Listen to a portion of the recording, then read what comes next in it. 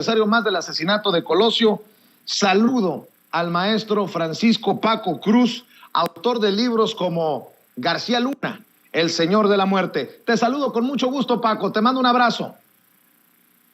Vicente, ¿cómo estás? Igual un abrazo. Mira, con días ya más calurosos, pero en temas que no se van a ir nunca, ¿no? Como el asesinato de Luis Donaldo Colosio y Ernesto Zedillo. Mira, a propósito no solo de la muerte el asesinato, el magnicidio de Luis Donaldo Colosio, sino a propósito de que la semana pasada, ¿recuerdas?, salió a criticar a los gobiernos, él llamó populistas de América Latina, por incapaces, por que están llevando a la quiebra prácticamente a América Latina.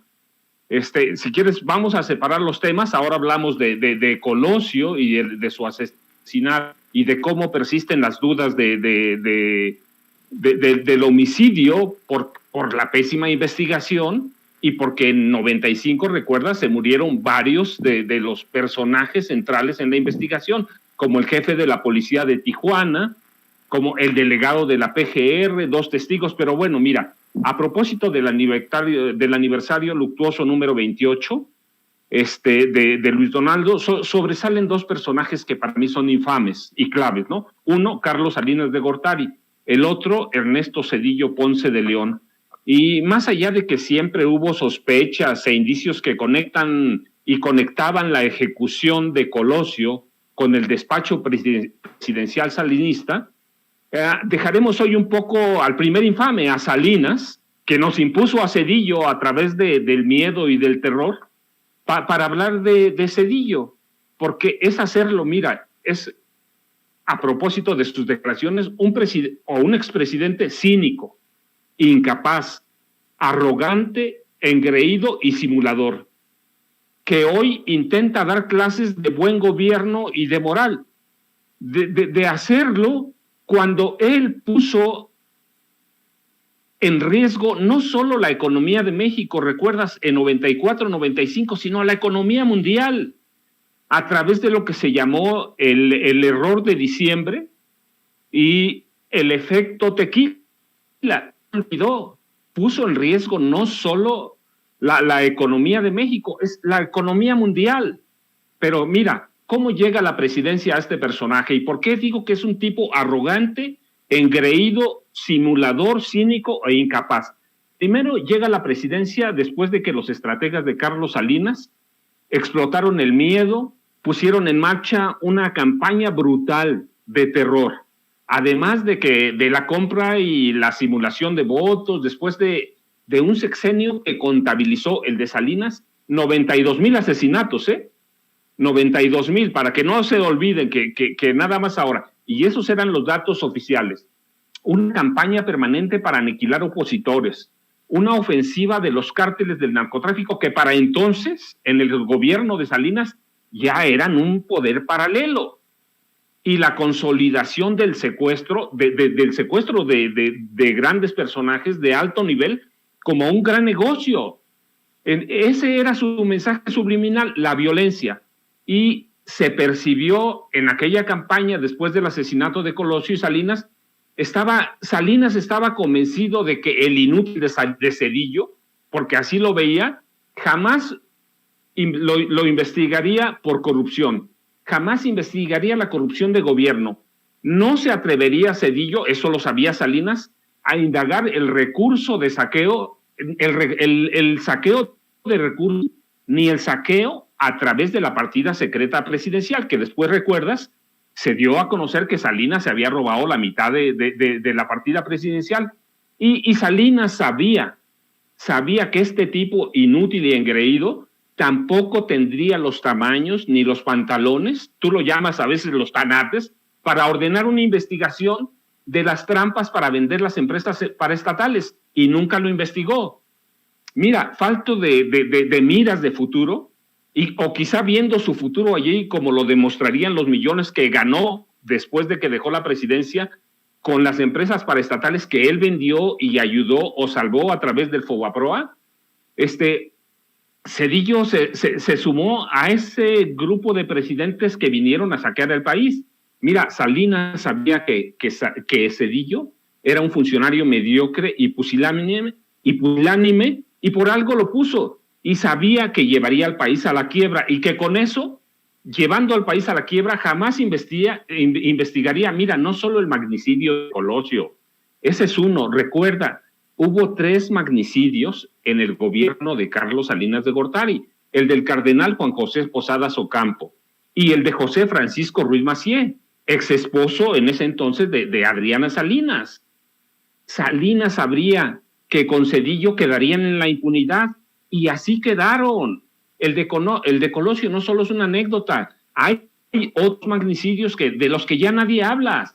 Salinas sabía que Cedillo era un hombre muy pequeño, que sería incapaz de ir tras él, aunque era sospechoso en 2 de los 3 magnicidios, y sabía que Cedillo, como él, estaba educado en universidades de Estados Unidos que servían a una nueva escuela, el neoliberalismo. Salinas lo sabía, fue una jugada maligna para imponérnoslo, ¿sí? Sabía que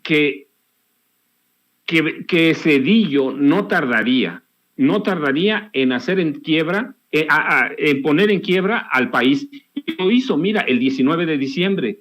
Recuerda, después de 19 días del término de Salinato, cuando Cedillo autorizó la devaluación del peso, que desencadenaría una de las peores crisis económico-financieras en la historia de este país. Nunca, mira, Vicente, nunca debemos olvidar que ese expresidente arrogante y soberbio que ahora viene a dar clases y a decirnos que estos presidentes de América Latina van a quebrar al continente, ese personaje que hoy se atreve a cuestionar y a criticar, el 19 de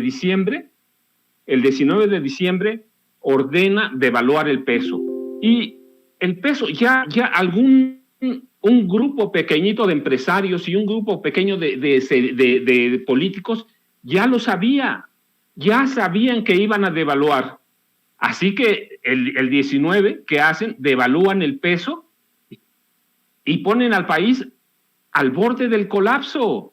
Sí, y esa onda expansiva, mira, alcanza de inmediato a todas las Américas. Primero a Estados Unidos, a través del Dow Jones, y después el Nasdaq, que es el índice de tecnología, y de allí una fuga masiva de capitales, y después impacta negativamente a Brasil y Argentina, que es el efecto tequila, ¿sí? Resienten la crisis de México, y el desastre todavía es peor, porque cuando Cedillo asume el poder, a lo que se dedica es a justificar el neoliberalismo, a justificar las políticas, no de solo Salinas, mira, sino de Miguel de la Madrid. Ya se le olvidó que solo entre el 19 y el 20 de diciembre el peso se devaluó 15-26%, y lo puso además a flotar. Y al término de su gobierno, el peso se devaluó 175%. Ya se le olvidó y lo puso a flotar. Y mira, hubo no solo huida de capitales, no solo huida de capitales. Los capitales de Estados Unidos sufrieron, solo con la devaluación, una pérdida de $10,000 millones. De 10,000, los capitales de Estados Unidos. Y en México, la pérdida inicial por la devaluación que ordenó, porque no supo controlar la economía, fue la inicial de $120,000 millones y 5 millones de empleos. Así que, además de eso, se chutó las reservas de internacionales de México, hasta dejarlas en $3,000 millones. Tampoco, mira, se nos debe olvidar que ese presidente hipotecó el petróleo. Gracias a un préstamo de Bill Clinton, otorgado a espaldas del pueblo mexicano, ¿sí?, pudo salvar un préstamo cercano a 18,600 millones de dólares. ¿Pero qué le dejó? Hipotecado el petróleo. Ese hombre que hoy habla de que van a quebrar a los países de América Latina, ese hombre hipotecó el petróleo por tres gobiernos, el de él, el de Vicente Fox Quesada y el de Felipe Calderón, y las reservas probadas de petróleo. Entonces, ese es el hombre que nos viene a hablar hoy, que nos viene a enseñar que nos van a quebrar. Ese hombrecito pequeño, arrogante, viene a enseñarnos economía cuando él quebró a este país. ¿Sí? Cuando lo único que hizo fue seguir las políticas de la Madrid, de Margaret Thatcher, mira, que las habían impuesto, de Ronald Reagan y de Juan Pablo II. Ese hombrecito pequeño viene hoy a dar clases, viene hoy a decirnos que van a quebrar América Latina, que son incapaces. Ese hombre inútil. Entonces, eso es, mira, en el terreno económico, Vicente. Pero él es mucho más.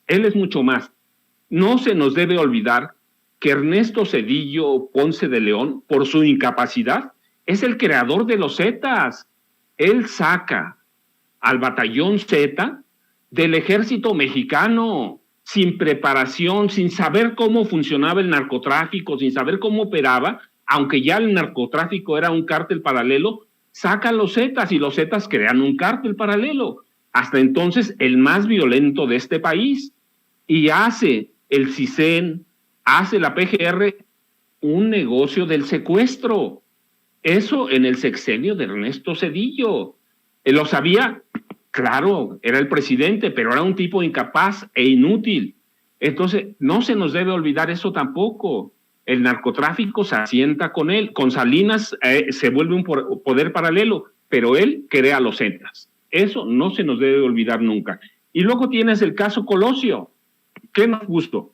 Un procurador incapaz. Bueno, fueron dos, pero nos imponen un procurador incapaz y luego nos pone a les incapaces. Y luego en el proceso de 95 asesinan a todos los, bueno, no a todos, asesinan a varios testigos, muere el jefe de la policía de Tijuana, Federico Benítez, recuerdo que se llamaba, muere el delegado de la PGR, así que nunca pueden encontrar más que a un culpable, a un culpable que es Mario Aburto, pero hoy todavía, por todo lo que rodea la investigación en el gobierno de Ernesto Zedillo, persisten las dudas y se sostiene la teoría de la conspiración de que fue un asesinato de Estado. Zedillo nunca se atrevió a ir directamente contra Carlos Salinas de Gortari.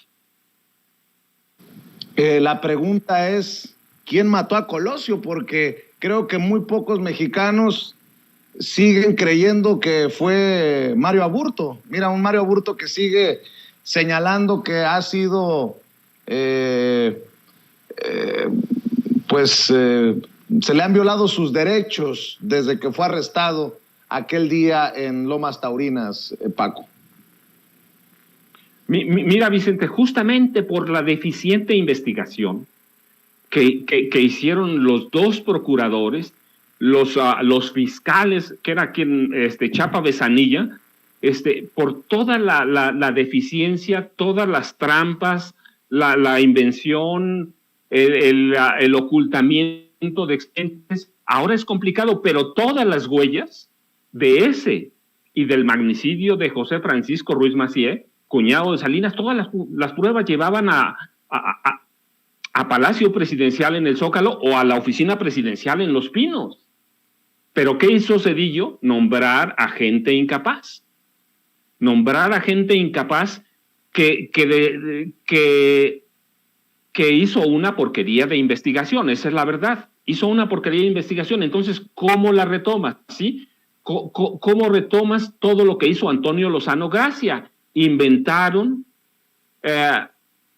perdieron expedientes, se les murieron testigos, se les murieron jefes de la policía, se les murieron el delegado de la PGR. Entonces, ¿cómo reconstruyes todo eso? Son corruptos, pero no tontos, ¿va? Pero Zedillo, pues, ¿qué hizo? Proteger al hombre que lo impuso a la presidencia, aunque aparentemente lo persiguió un poco a través de Raúl.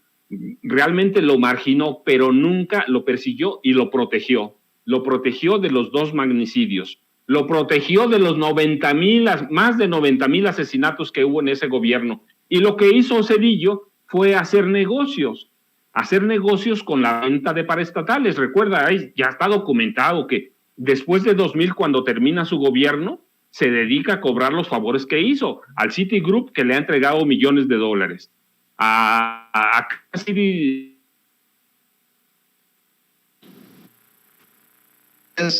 Hemos perdido la comunicación con el querido Paco Cruz.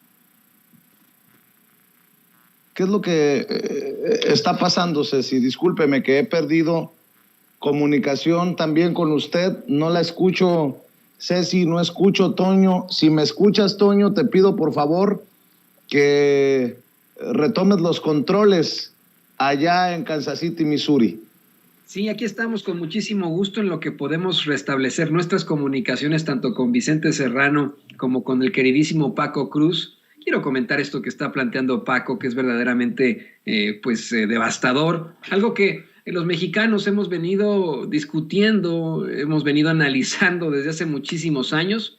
Hoy, en otra conmemoración más del asesinato de Luis Donaldo Colosio, un asesinato que verdaderamente cambió para todos la vida política del país.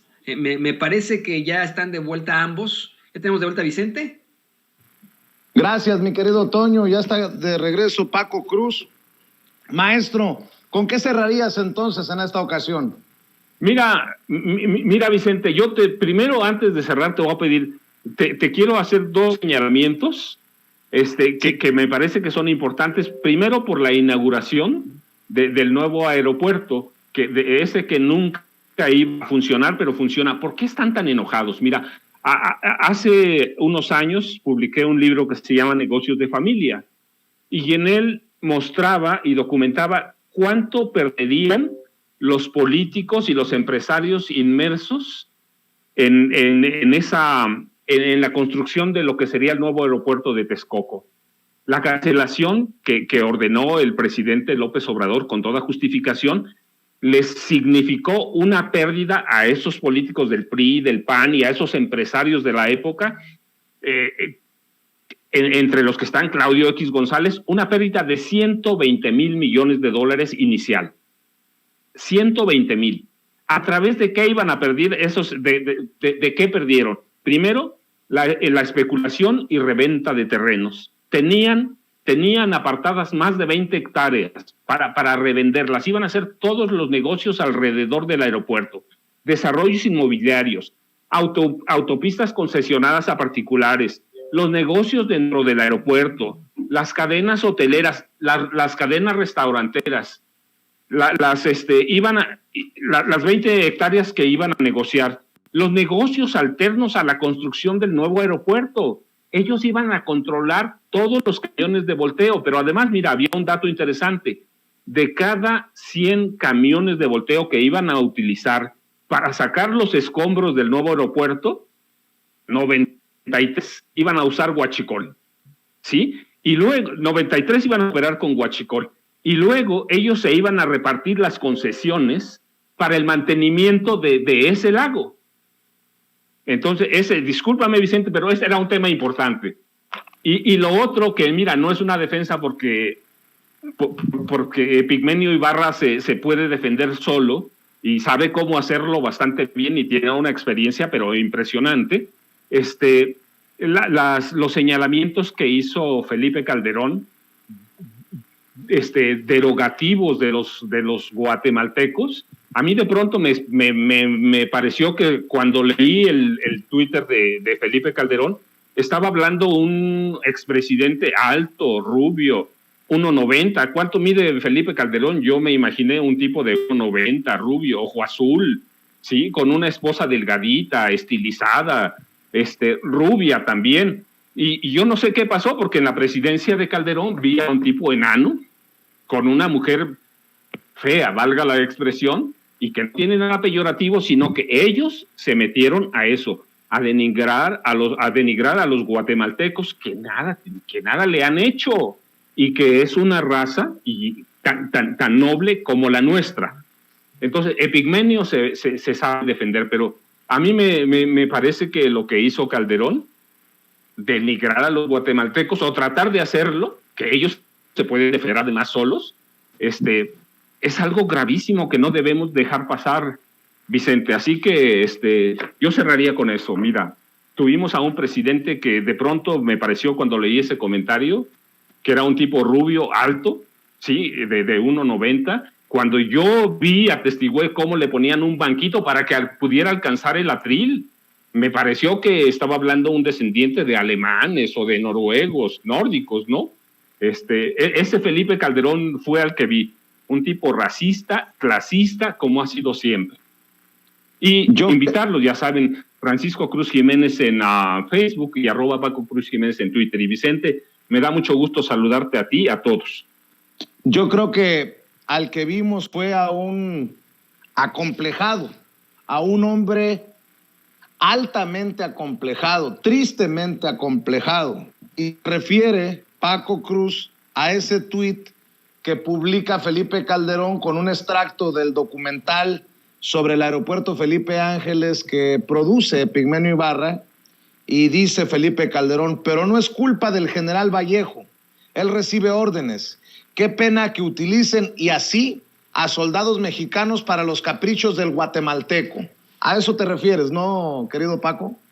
A ese tuit, Vicente, la verdad me parece deplorable. O sea, Felipe Calderón es un tipo miserable, siempre lo ha sido, pero matar o afectar o intentar dañar a los guatemaltecos que no le han hecho nada y que son un pueblo muy noble, mira, es un pueblo muy noble, descendientes de los mayas también.